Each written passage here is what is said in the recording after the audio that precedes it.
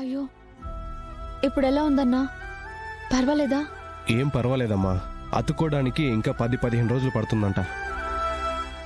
చెయ్యి కదిలించడానికి వీలేదు అన్నారు. అందుకే అదిగో ఆటో ఇంటి ముందు పెట్టుకుని కూర్చున్నాను. సర్లే, నా సంగతి ఏంలే కానీ, ఏయ్ అమ్మాయి వచ్చింది, కాఫీ కూడా ఇవ్వవా? ఇప్పుడే తెస్తానండి. అయ్యో అన్నా, ఇప్పుడేం వద్దొదినా. ఏంటమ్మా, ఇదేమైనా నీకు పరాయిల్లా? కాదన్నా, ఇప్పుడు నాకు కాఫీ తాగాలని ఏం లేదు.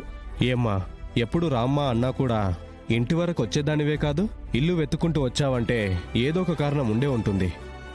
చెప్పమ్మా, ఏంటి? అంటే అన్నయ్య, ఏం లేదు, చాలా రోజులైంది కదా, ఒకసారి చూసి వెళ్దామని వచ్చానంతే. అంతకు మించి ఏం లేదన్నయ్య. సరే, నీకు ఒంట్లో బాలేదు కదా, రెస్ట్ తీసుకో. అవును, నీ ఆటో పోయిందన్నావు కదా, దొరికిందా?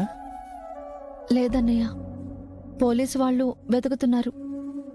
నా ప్రయత్నం నేను చేస్తూనే ఉన్నాను, కానీ ఎక్కడా కనిపించట్లేదు. అవునా?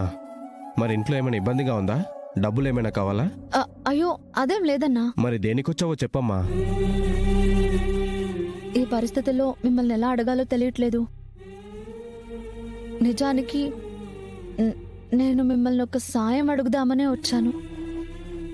మీరే ఇబ్బందుల్లో ఉన్నారు, ఇక నేను నా ఇబ్బంది ఎలా చెప్పగలను? నువ్వు నా స్నేహితుడు చెల్లెలు అమ్మా. వాడు లేకపోయినా మేమున్నాము అని ఆ రోజు నీకు ధైర్యం చెప్పాను. అదేదో మాట వరుసకు చెప్పింది కాదు.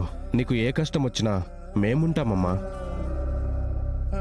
చెప్పు తల్లి, ఏం కావాలి నీకు? ఎందుకు వచ్చినట్టు?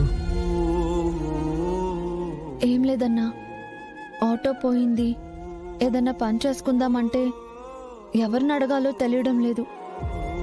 సరే, నిన్ను అడిగితే ఏదైనా పని చెప్తారేమోనని వచ్చాను.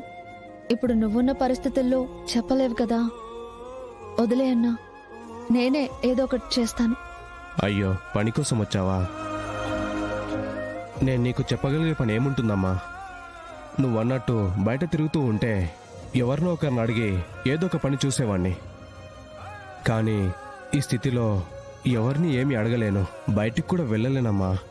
సరే, పర్వాలేదులే అన్నా, నీ ఆరోగ్యం జాగ్రత్త. మరి ఎలా చేస్తావమ్మా?